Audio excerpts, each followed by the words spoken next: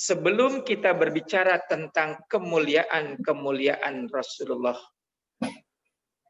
kita mencoba melihat ayat-ayat Quran yang mulia, bagaimana seharusnya kita berakhlak kepada Nabi Muhammad sallallahu alaihi wasallam.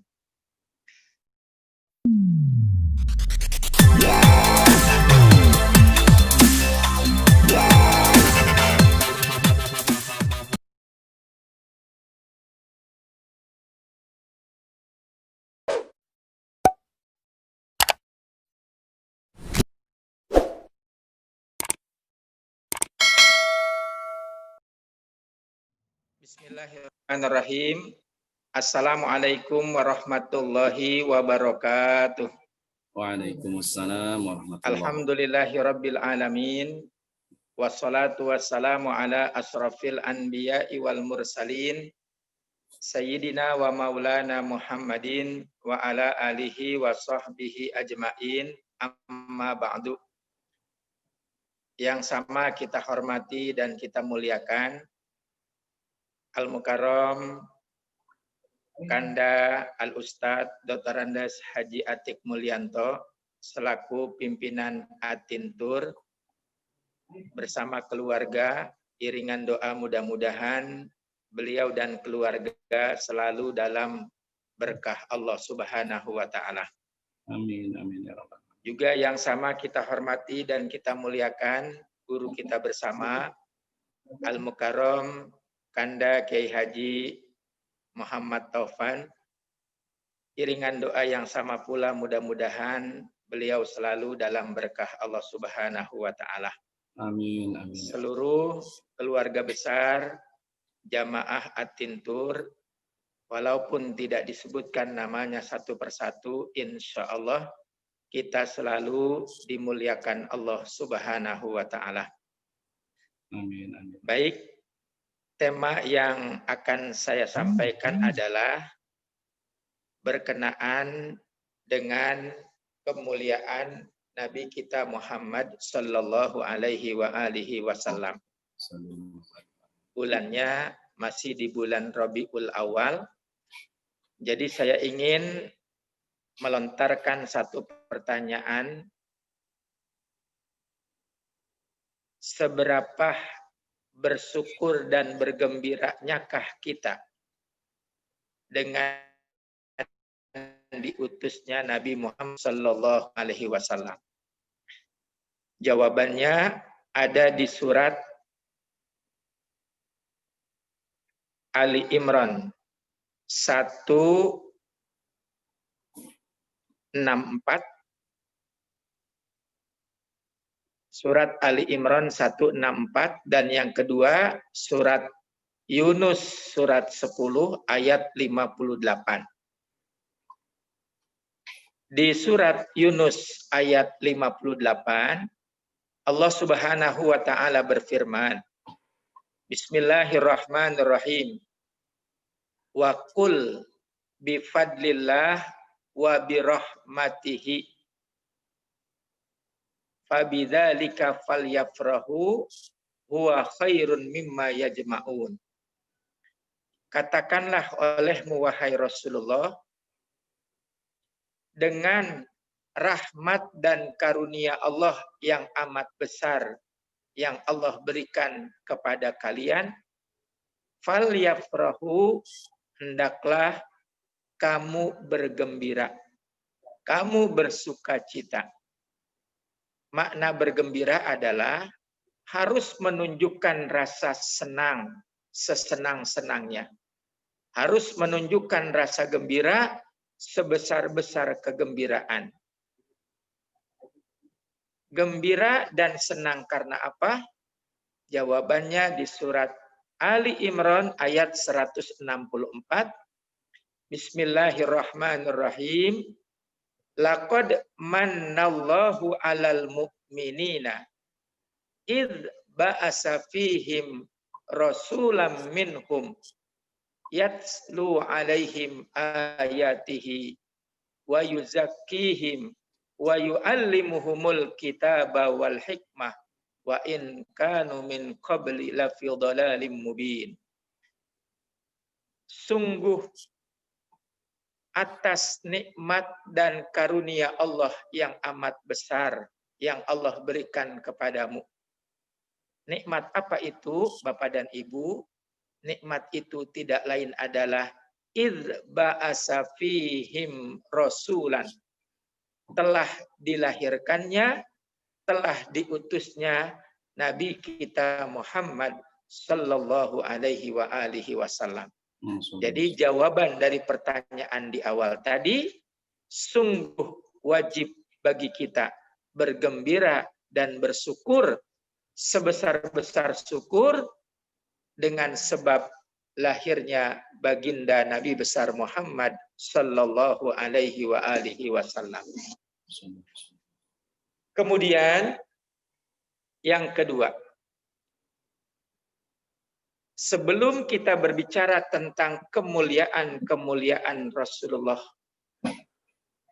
kita mencoba melihat ayat-ayat Quran yang mulia, bagaimana seharusnya kita berakhlak kepada Nabi Muhammad sallallahu alaihi wasallam. Bisa dicatat yang pertama, berakhlak kepada Rasulullah dijelaskan dalam Al-Quran surat Al-Hujurat ayat 1 dan ayat 2. Surat Al-Hujurat ayat 1 dan ayat 2. Bismillahirrahmanirrahim.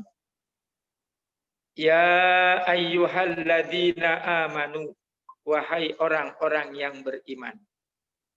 La tuqaddimu baina yadayillah wa rasulih. Janganlah kamu mendahului Allah dan Rasulullah. Wattaqullaha, dan bertakwalah kamu kepada Allah.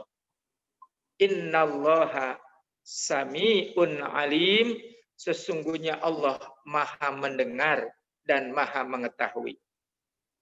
Berarti berakhlak yang pertama kepada Rasulullah, jangan mendahului dalam mengeluarkan pendapat, apalagi kaitannya dengan masalah hukum, masalah agama, maupun masalah yang lain. Cukup bagi kita seperti yang dinyatakan dalam Al-Quran, sami'na wa ata'na. Kami mendengar dan kami mentaati. Jadi tidak boleh merasa lebih pintar dari Allah. Tidak boleh merasa lebih pintar dari Rasulullah. Justru semua kebaikan dan kebenaran itu bermuaranya dari Rasulullah. Yang kedua, berakhlak kepada Rasulullah, janganlah kita bersuara dengan suara yang lebih tinggi dari suara Rasulullah. Dan jangan pula kita berkata atau berbicara dengan suara yang keras, seperti kebiasaan kita berbicara dengan yang lainnya. Lanjutannya di surat Al-Hujurat ayat 2. Bismillahirrahmanirrahim. Ya ayyuhalladzina amanu, wahai orang-orang yang beriman. La tarfa'u aswatakum fauqa sautun nabi. Janganlah kamu meninggikan suaramu di atas suara baginda Rasulullah. Wala tajharu lahu bil qauli kajahri ba'dikum li ba'din. Dan jangan pula kamu berbicara kepada Rasulullah dengan suara yang keras, sebagaimana suara kerasmu yang biasa engkau berbicara kepada orang lain. Lanjutan ayatnya apa? Zalikum antahbatu a'malukum. Hati-hati.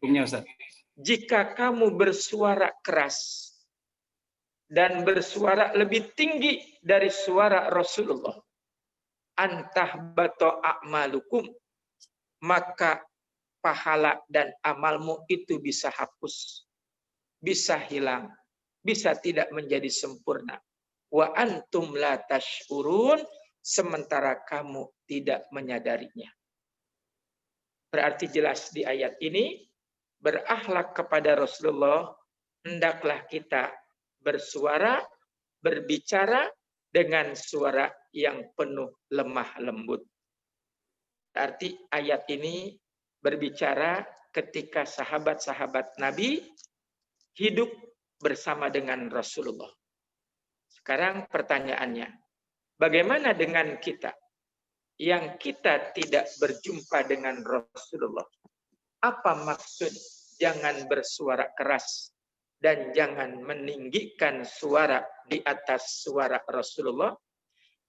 Salah seorang ulama berkata, yaitu berakhlak bagi kaum muslimin dan muslimat yang akan melaksanakan ibadah haji dan umroh, berakhlaklah dengan akhlak yang mulia ketika akan melaksanakan ibadah ziarah ke makam Rasulullah. Tidak boleh berteriak-teriak, tidak boleh dorong-dorongan, penuh dengan kelembutan. Karena di situ ada baginda Rasulullah, orang yang amat mulia. Bahkan salah satu imam Madzhabul Arba'ah, yaitu Imam Malik radhiyallahu anhu, beliau itu kalau mau ziarah ke makam Rasulullah, beliau punya sandalnya jauh, sudah ditenteng, sudah dipegang, sudah dilepas. Ketika ditanya salah satu jamaahnya, mengapa engkau melepas, wahai Tuan Guru, sendalmu? Kan masih jauh. Jawabnya, sendal itu kalau dikenakan dia berbunyi. Seperti bakyak, sendal jepit, dan sebagainya. Aku tidak mau suara bunyi dari sendalku itu mengganggu ketenangan Rasulullah. Ini menunjukkan akhlak yang luar biasa. Jadi intinya, berakhlaklah ketika berziarah ke makam Rasulullah.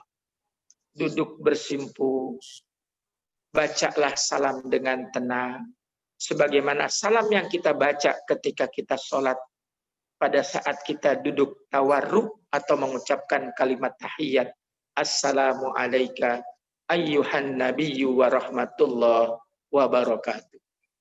Panjatkan doa kepada Allah di hadapan Rasulullah dengan penuh kelembutan, dengan penuh harap, tidak perlu berteriak-teriak.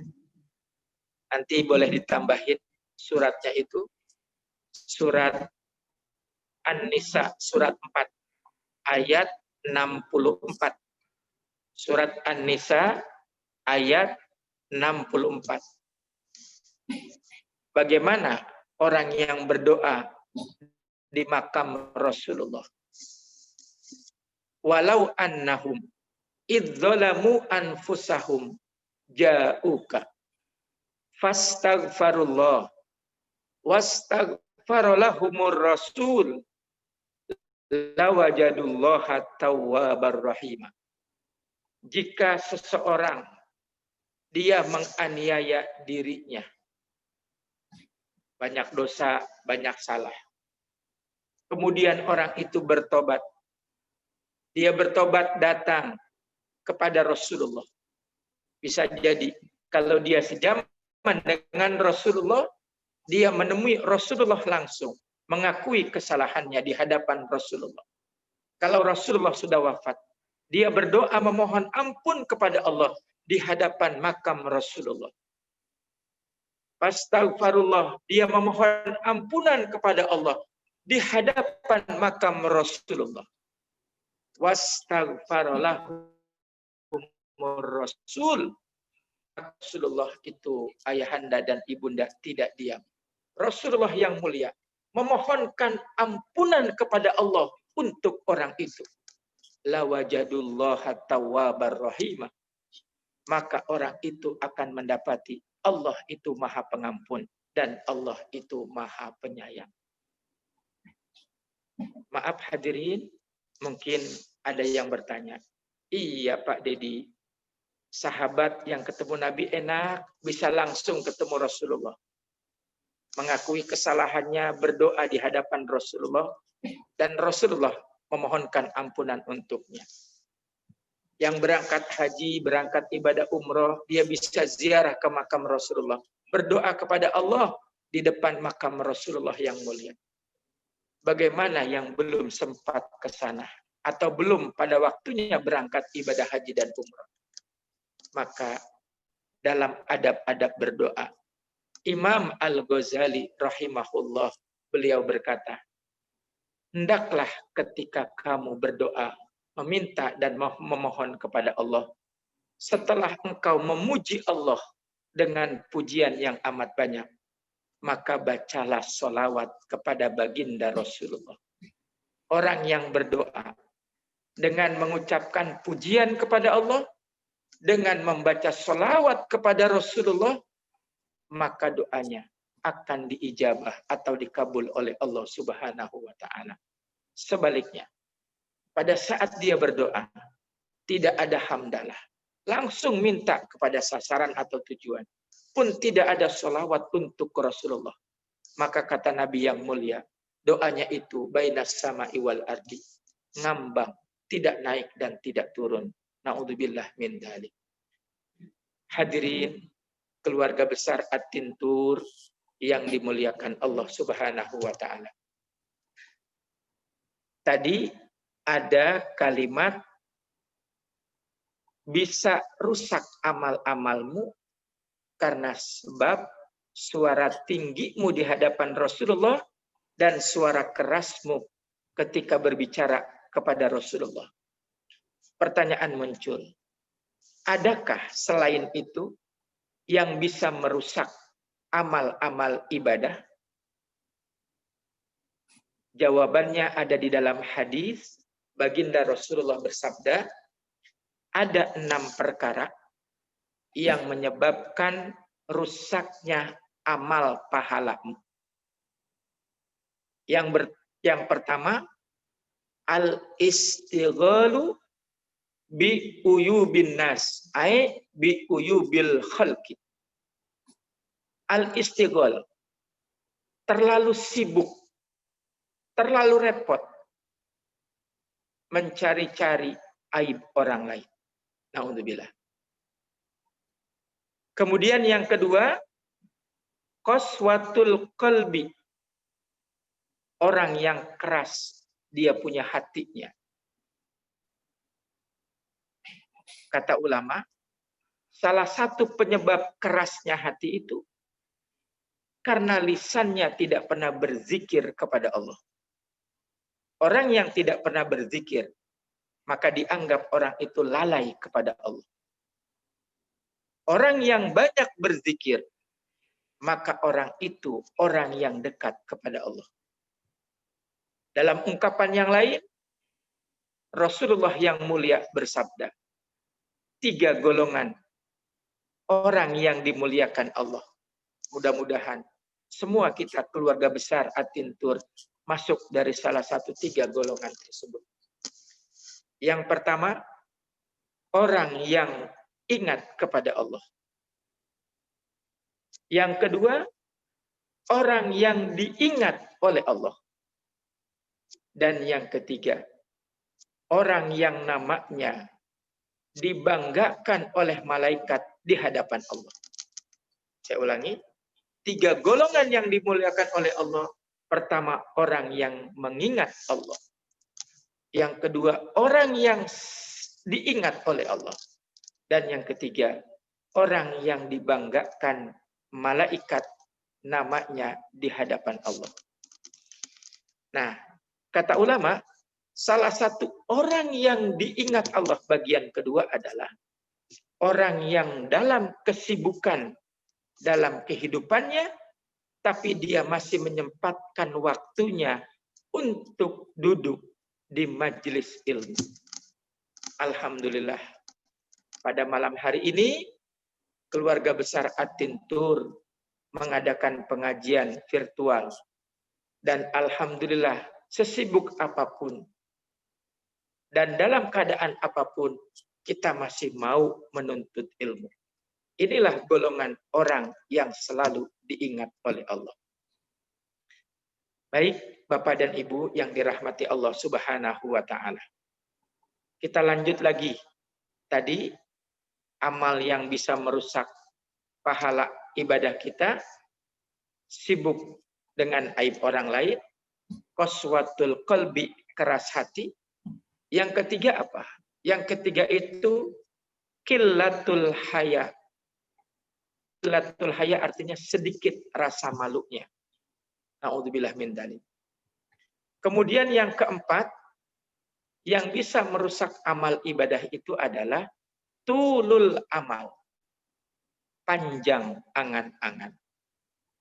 Dan yang kelima, zalimun la yantahi.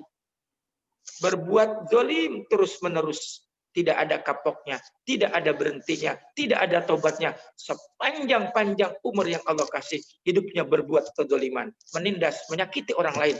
Na'udzubillah, na'udzubillah. Makanya, Bapak dan Ibu, ini ada sisipan doa yang indah dari baginda Rasulullah.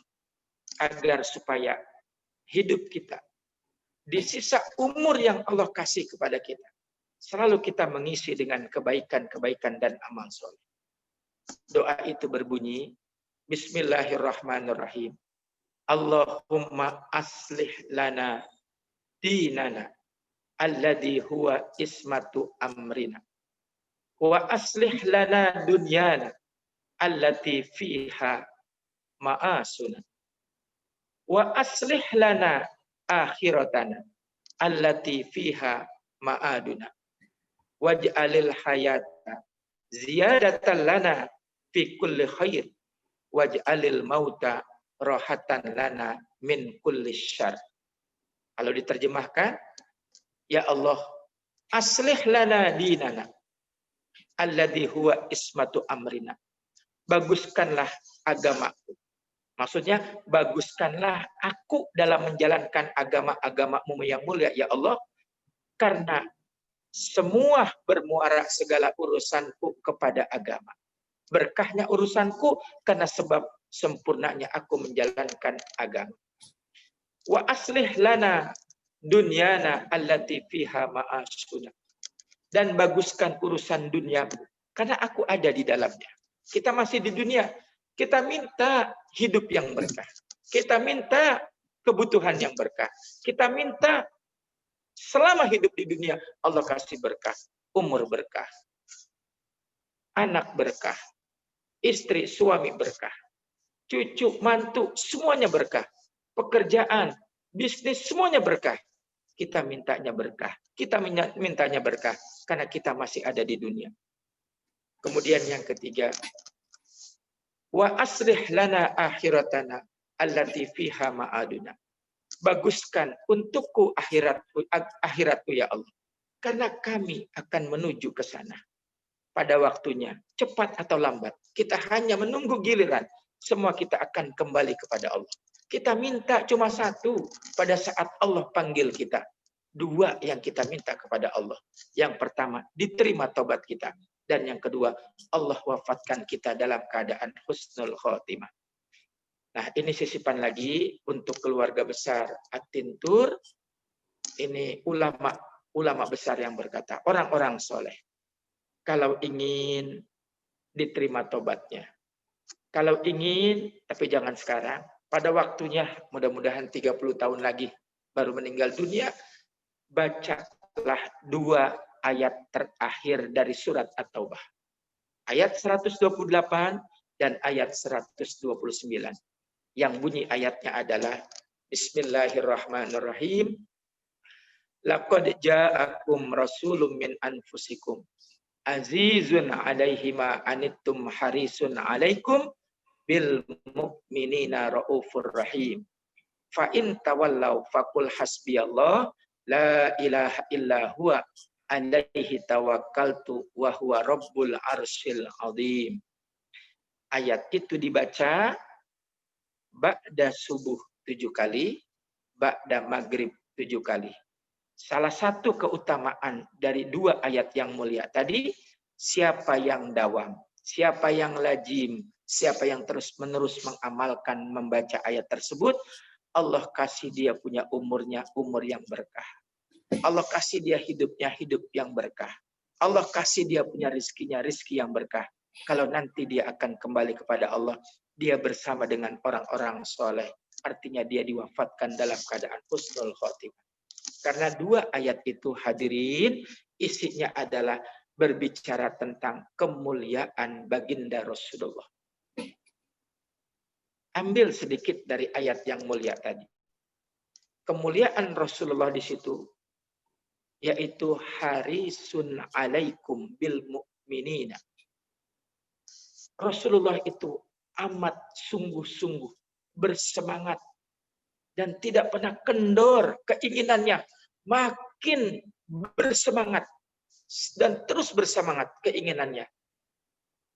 Bil mu'minina, harisun alaikum bil mu'minina. Rasulullah itu bersemangat dan bersungguh-sungguh supaya semua umatnya itu dimuliakan dan diselamatkan oleh Allah. Maka sambungannya surat Ad-Duha, wala saufa yu'tika rabbuka fatardo.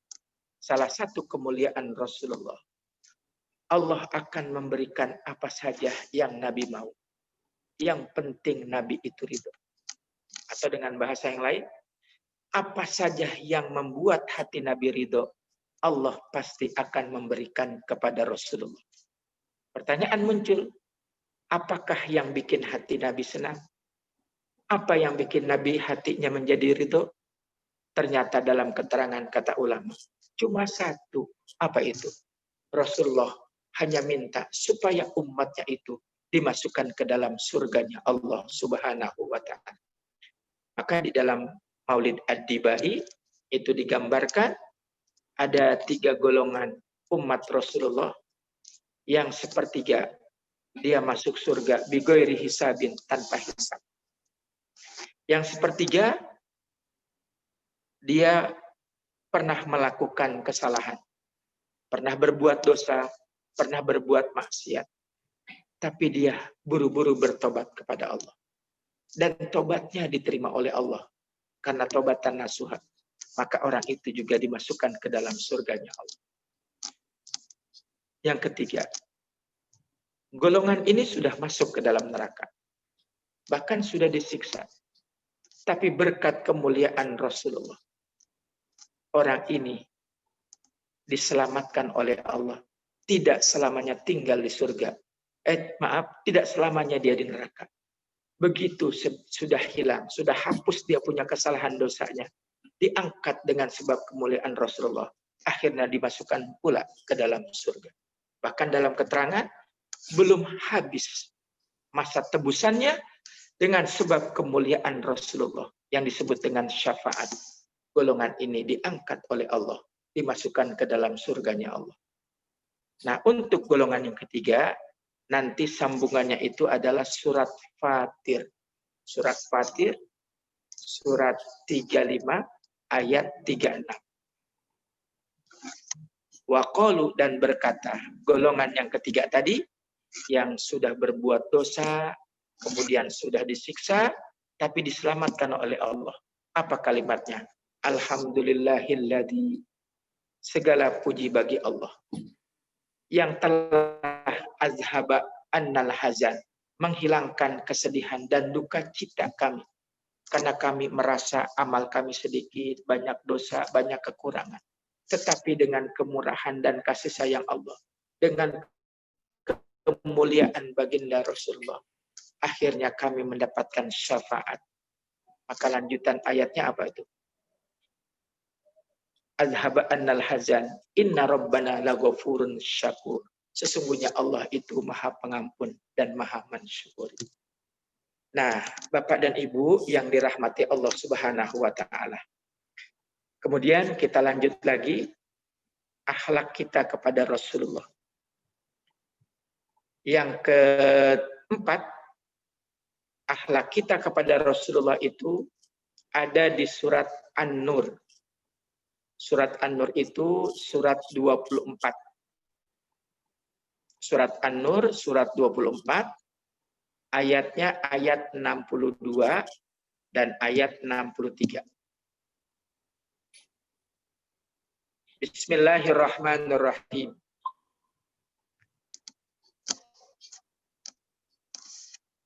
Innamal mu'minuna. Sesungguhnya orang-orang yang beriman. Alladzina amanu billahi wa rasulih. Yaitu orang-orang yang beriman kepada Allah dan kepada Rasulullah. Saya ulang terjemahannya. Yang disebut orang yang beriman itu adalah orang yang beriman kepada Allah dan beriman kepada Rasulullah. Sebab tidak sah keimanan kalau hanya kepada Allah. Satu paket. Atiullaha wa atiur rasul. Atau di ayat yang lain surat Al-Ahzab, qul in kuntum tuhibbunallaha fattabi'uni yuhibbukumullah wa yaghfir lakum dzunubakum. Beriman kepada Allah, beriman kepada Rasul. Nah, lanjutan ayatnya. Jika kamu ma'ahu bersama dengan Rasulullah ala amrin jami'in dalam satu urusan. Jika kamu sudah bersama dengan Rasulullah dalam satu urusan, lam yadhhabu. Janganlah kamu meninggalkan Rasulullah kecuali kamu dapat izin dari baginda Rasulullah. Jadi perintahnya, banyaklah selalu dekat kepada Rasulullah. Bagi sahabat yang ketemu Rasulullah sungguh amat beruntung. Bagi kita yang tidak bertemu dengan Rasulullah, yang dimaksud selalu bersama Rasulullah dan tidak meninggalkan Rasulullah, yaitu mengikuti sunnah Rasulullah.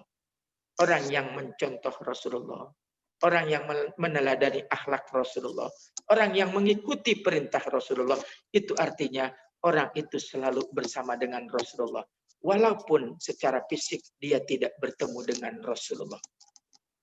Berarti orang itu dalam penjagaan Allah dan Rasulnya. Nah, lanjutan ayatnya hadirin. Akhlak kita kepada Rasulullah. Jangan memanggil Rasulullah hanya dengan namanya saja. Tidak boleh. La taj'alu du'a ar-rasul ka du'a ibadikum ba'do. Janganlah kamu memanggil Rasulullah dengan namanya saja. Seperti engkau memanggil orang lain atau sahabatmu satu dengan yang lainnya. Maaf kalau terlalu kasar. Misalnya, saya lagi ceramah begini, saya berkata di hadapan keluarga Atintur, jamaah, Muhammad telah bersabda. Wah, itu kalimat yang tadi itu. Itu kalimat yang salah. Itu kalimat yang kasar. Itu kalimat yang tidak pantas. Adapun kalimat yang benar, kalimat yang penuh kesantunan adalah jamaah, baginda Rasulullah bersabda. Atau mau menyebut nama boleh. Jamaah, Nabi Muhammad Sallallahu Alaihi Wasallam juga bersabda. Begitu hadirin. Nah, tapi ini jangan dibawa menjadi debat atau diskusi.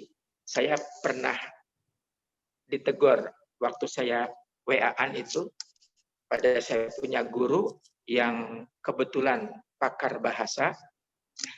Biasa kan kita sering nyingkat tuh ya.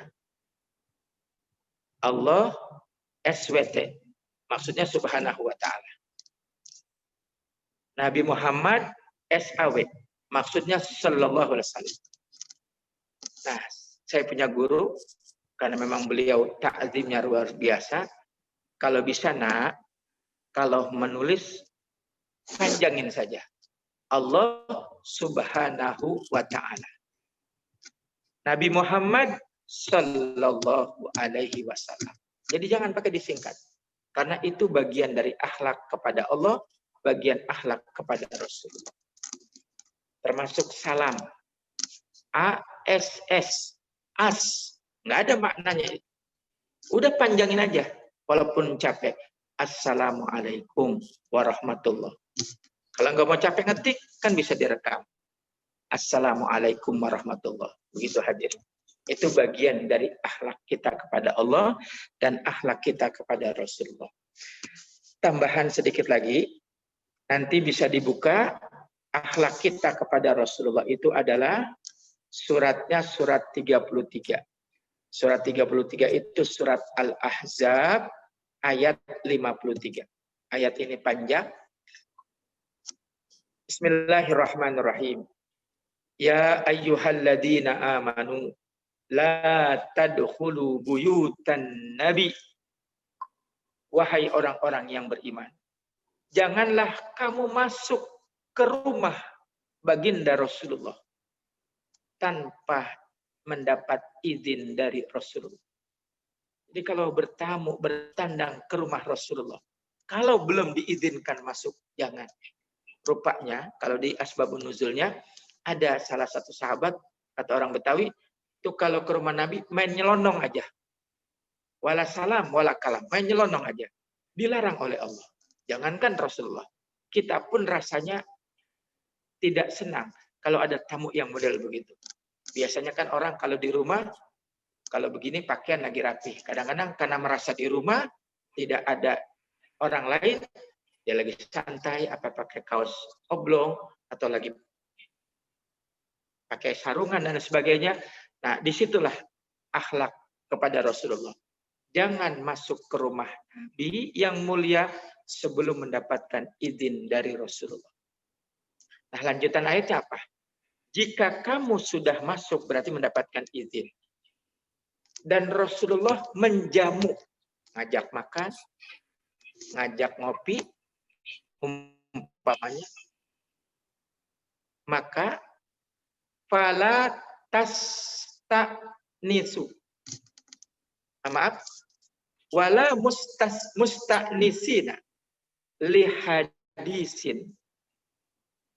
Janganlah kamu menjadikan kesempatan itu untuk berbicara, ngobrol berlama-lama bersama Rasulullah. Dilarang oleh Allah. Jadi kalau sudah selesai diajak makan, makannya udah kelar, sudah izin pamit pulang. Ngopinya udah kelar, pamit pulang. Jangan dijadikan kesempatan untuk berbicara, ngobrol bersama Rasulullah. Karena Rasulullah itu apa? Fala yastahyi minkum. Rasulullah itu tidak mungkin negor tamunya. Seperti begini ngomongnya. Ngomong-ngomong, namu udah kelamaan ini. Nggak mungkin Rasulullah. Tidak mungkin lisan Rasulullah keluar semacam itu. Karena beliau orang yang sangat berakhlak. Kalau kita kan berani. Apalagi guru kita, Tanda Kiai Topan. Kalau ngomong jeblak-jeblak, nggak ada tedeng aling-aling. Nah, itulah ciri khas Betawi. Kelamaan ini sambil ngangkat jam tangan, kelamaan namunya. Tidak mungkin suara semacam itu, nada seperti itu, lisan seperti itu keluar dari lisan Rasulullah. Berarti kitanya yang harus tahu diri. Bertandang ke rumah orang lain. Kalau ada urusan, Nabi sering bilang kepada sahabatnya, jangan ngobrol di rumah. Karena kalau di rumah, itu waktu untuk keluarga. Kalau udah di rumah, waktu untuk istri, waktu untuk anak, waktu untuk cucu. Kalau kata ulama kita yang luar biasa ilmunya Gus Baha, menyenangkan istri, walaupun sekedar bercengkerama, ngobrol atau bercanda, bersenda gurau. Termasuk menyenangkan anak, bercanda, bermain-main dan sebagainya. Termasuk cucu, itu pahalanya sama dengan pahala orang yang berjihad. Makanya beliau sedikit agak menolak. Kalau jam-jam waktunya untuk keluarga ada tamu yang bertandang. Karena apa? Itu bagian dari ibadah yang amat luar biasa. Menyenangkan orang yang sangat dicintai. Nah, tambahan ayatnya hadirin yang dirahmati Allah. Wa idza sa'altumuhunna mata'an, apabila kamu meminta sesuatu kepada Rasulullah. Kemudian kamu dengar ada istri Rasulullah. Maka janganlah kamu berhadapan dengan istri Rasulullah. Min waro'i hijabin. Jadi kamu harus ada dinding penghalang. Jangan menatap wajah istri Rasulullah. Itu tidak boleh. begitu Allah memuliakan Rasulullah, maka secara otomatis Allah juga satu paket memuliakan istri-istri Rasulullah. Dilarang sahabat itu kalau minta sesuatu langsung kepada istri Rasulullah. Kalaupun harus dia meminta, min wara'i hijabin. Harus ada dinding, harus ada penghalang. Zalika azharu liqulubihim wa qulubihinna. Tujuannya tidak lain adalah untuk menjadikan suci hati kalian semuanya.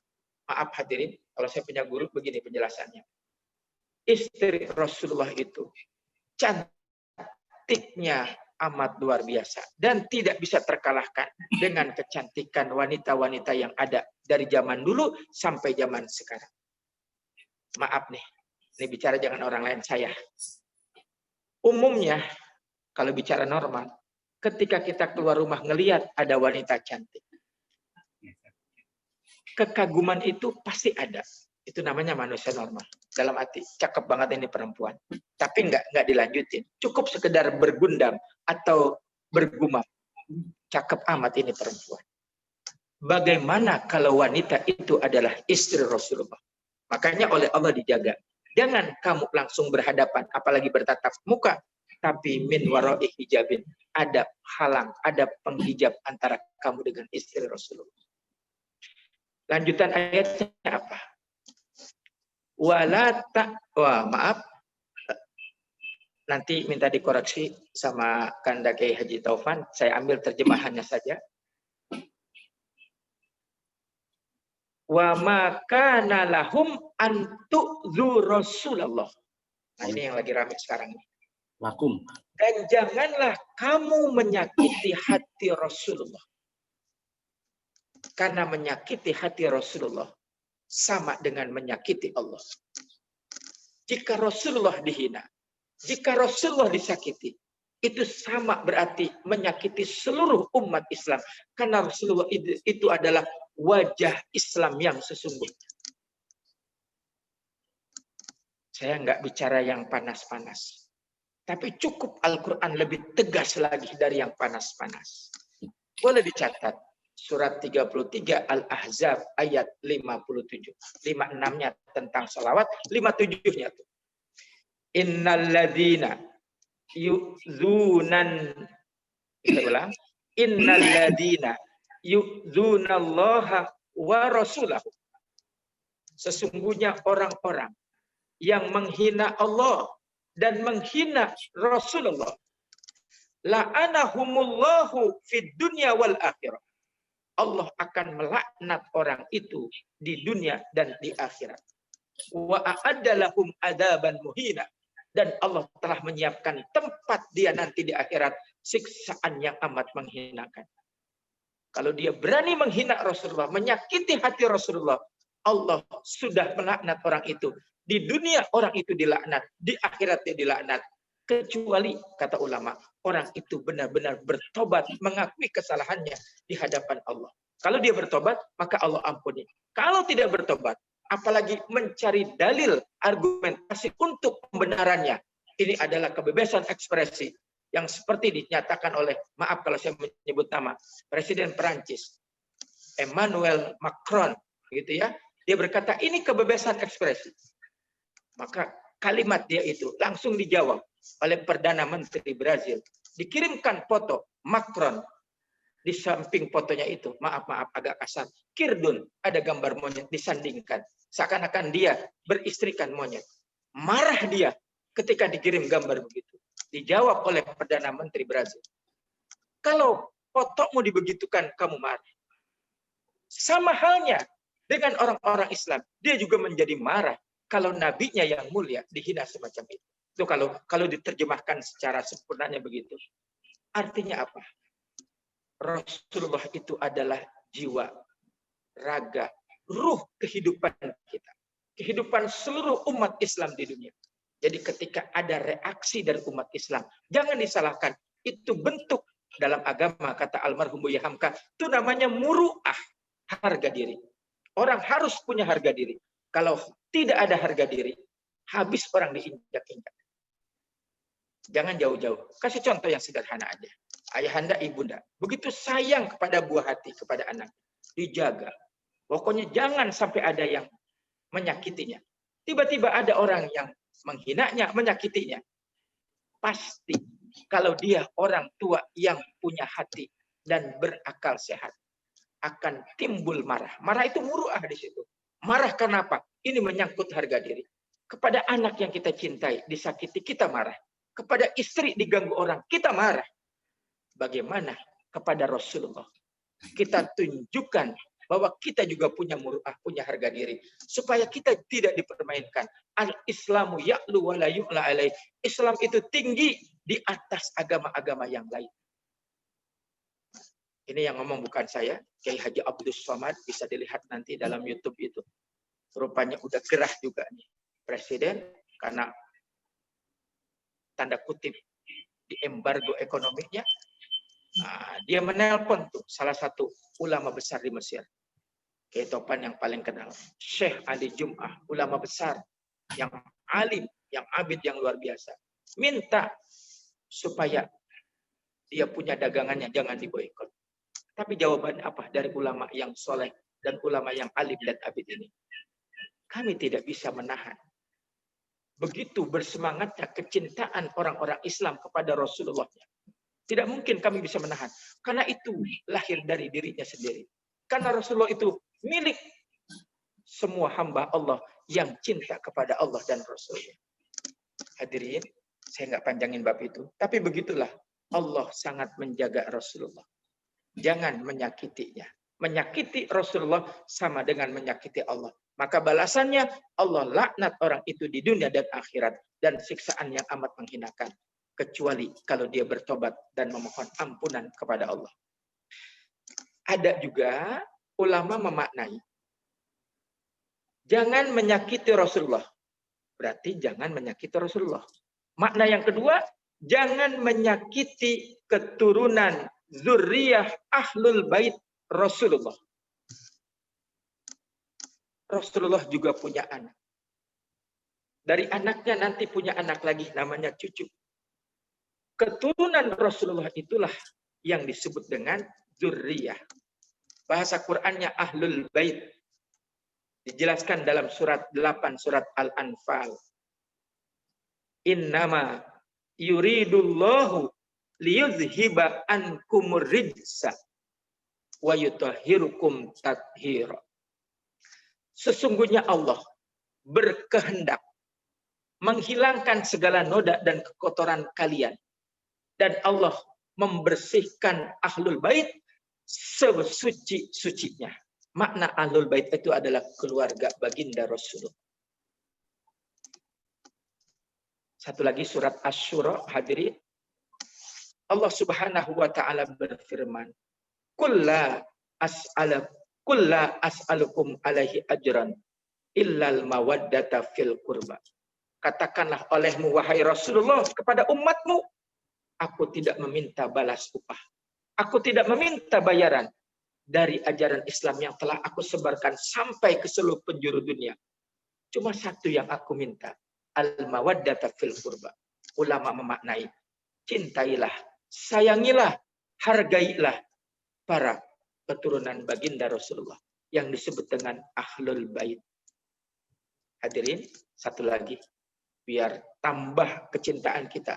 Jadi cinta sama Nabi, cinta juga kepada cucu-cucunya, cinta juga kepada ahlul baitnya. Itu namanya satu paket. Gak mungkin cinta sama Nabi, tidak cinta kepada cucunya.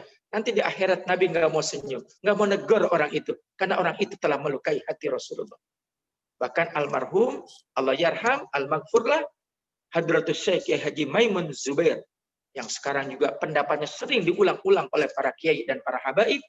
Beliau mengutipkan satu hadis yang berbunyi, janganlah kalian pernah menyakiti keturunan Rasulullah. Siapa yang menyakiti, apalagi memfitnah, apalagi zalim berbuat jahat kepada keturunan ahlul bait Rasulullah, maka orang itu akan dihinakan oleh Allah pada hari kiamat. Na'udzubillah, summa na'udzubillah. Hadirin yang dirahmati Allah. Yang terakhir, berkaitan dengan akhlak kepada Rasulullah yang tadi penjelasannya saya sudah gabungkan tentang kemuliaan-kemuliaan Rasulullah. Paling puncak kita berakhlak kepada Rasulullah dan memuliakan Rasulullah dan menjadi tanda cinta kepada Rasulullah adalah surat 33 Al-Ahzab ayat 21. Laqad kana lakum fi Rasulillahi uswatun hasanah liman kana yarjullaha wal yaumal akhir wa dzakarallaha katsira. Sungguh telah ada pada diri Rasulullah yang mulia uswah hasanah, contoh keteladanan yang sempurna bagi orang-orang yang beriman kepada Allah, bagi orang-orang yang mengharapkan perjumpaan dengan Allah, bagi orang-orang yang percaya adanya hari akhir. Wa dzakarallaha katsira. Kata ulama, salah satu makna wa dzakarallaha katsira adalah perbanyaklah pertama memuji Allah, dan yang kedua perbanyaklah menyebut nama Rasulullah. Yang dimaksud adalah perbanyaklah membaca sholawat sebanyak-banyaknya.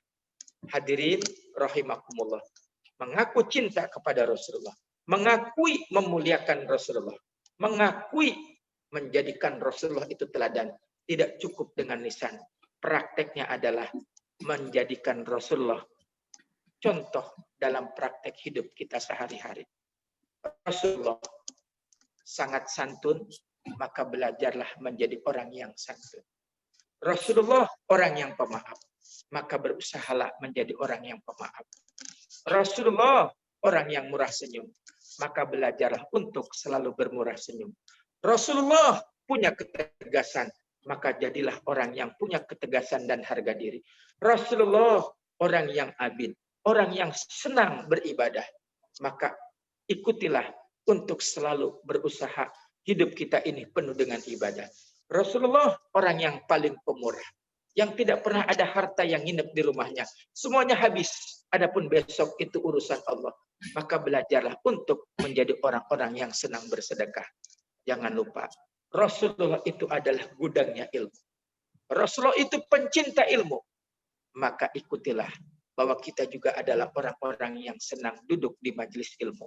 Orang yang selalu menyempatkan waktu di sela kesibukan kita untuk mencari ilmu agar hidup kita diridhoi Allah Subhanahu wa taala. Barangkali itu saja yang dapat saya sampaikan. Lebih kurangnya mohon maaf. Saya kembalikan kepada Kanda Kiai Haji Muhammad Taufan. Assalamualaikum warahmatullahi wabarakatuh.